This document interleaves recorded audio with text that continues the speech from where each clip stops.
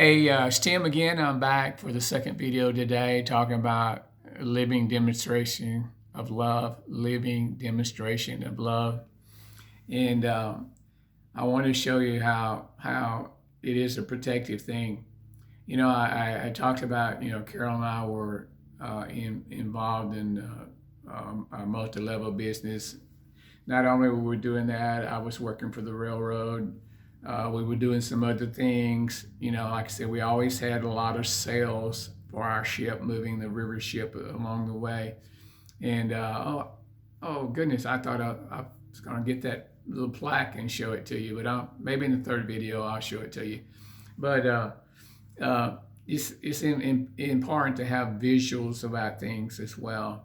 I think that's so enticing about videos and things like that, that you can have some visual. Not only do you looking at a person's mouth talking, but you can visually see them, their expressions or what they're doing. And that is also a living demonstration of love too. Someone that would take time to sit down and talk to you, make a phone call to you.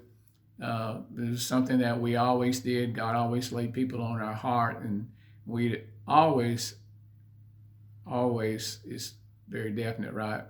Majority, let me say it that, majority of the time we would move on the impulse that we had to reach out or whatever. And if we didn't, it seemed like it always came back around where there was an opportunity to talk about that.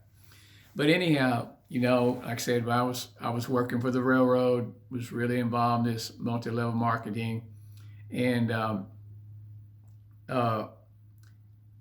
it was we were doing a lot, and of course, like I said, we never neglected our family.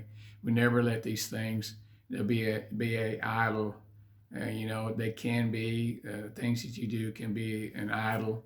It can take the place of God. It can take the place of your family. It can, and an idol is not just a statue, right? A statue that you bow down to or things like that. But an idol can be anything that kind of gets in the way of your relationship with God. You can even have your husband or wife or your family to be an idol, and it's not supposed to be that way. Or maybe a hobby that you like to do, or maybe your work or whatever, and you never want that to take precedence over what love is and what that relationship is that you have, especially with God. And then as you improve on that, your relationship with God will always improve on your relationship in your marriage and things like that. And hopefully one of these days I can put together something that this will help people, through life, not to have to experience stoppage or being deterred or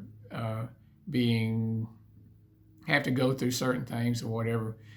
I really think that's that is something that's needed to give some instruction in life and what to look out for. And because a lot of times you don't have those, you just kind of have to do it on your own, so to speak, or do it. But I never want you to do things by yourself. That's why I want to talk to you and try to help you and give you some insights that I have. There may be even better insights, but then you got to get to the point where you either trust the one a revenue, a source of information or whatever. And so anyhow, I'm just talking about that. Be sure you don't get idols in front of you, in front of your life. Always put God first, and then if you're married, you put your spouse second, and then your children, and then your career, your children, family, and then your career. You'll always put in that order. You'll always saying like, well, how can I do all that? How can I have enough time? I assure you, if you put them in correct order, you will have the time, and it'll bring such protection to you. I'm not saying it will eliminate you from not having to deal with problems and things like that, but it will protect you. Remember I said God always led us. We were always one step ahead of calamity and danger and calamity. God was always steps of a righteous man. I'm talking about mankind. I'm just not talking about man, the mailman, not the one that puts the mail in the mailbox, but I'm talking about the gender male, and because there's the female as well, because the human person, God is always want to be first in your life, because you know why? Because He knows the very best for you. He knows His plan, man. Check this out. A lot of us have gotten off the plan, right? God's got a plan for us. That plan never changes of what God's plan is. We had to make changes to get to that plan. So, His plan is so magnificent. I was reading in the Word this morning. It's talking about how God demonstrated His love. He put up with a lot of mess. I started to say, crap. Well, I didn't say that. Okay.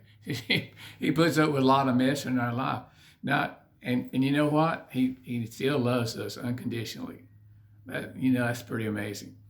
But anyhow, like I said, I was always working on expressing or demonstrating a living demonstration of love for my family. And that's what I'm doing to you today.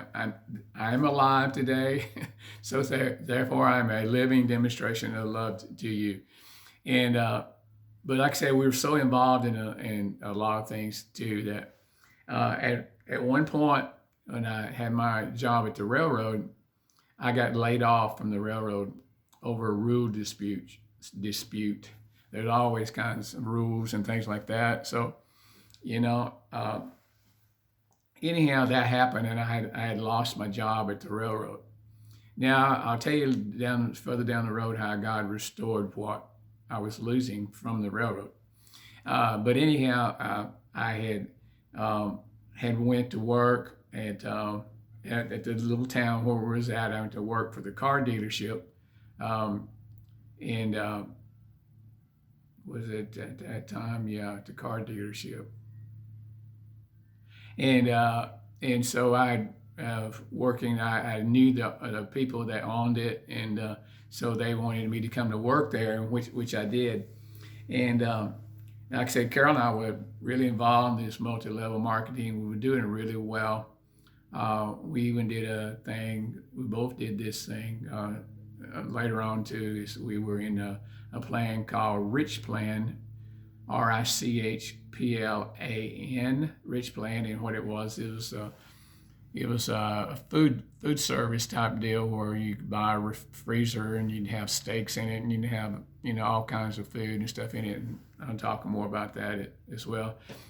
But I had went to work for the car dealership, and we were involved in the multi-level business as well. You're faced with people all the time. Carol and I talk about how we love people, but we're faced with people that are unloving and unconcerning and things like that, and that's okay, because that's just part of the human race at times, and so we always wanted to walk in love, and we did. We always tried to be very level-headed about how we dealt with people, understanding more now, being older, and things like that. But I guess what I was trying to say, we always want to be kind, and we didn't know that was a total capitulation of love. But we always want to be kind to people. We always want anything to be good for people.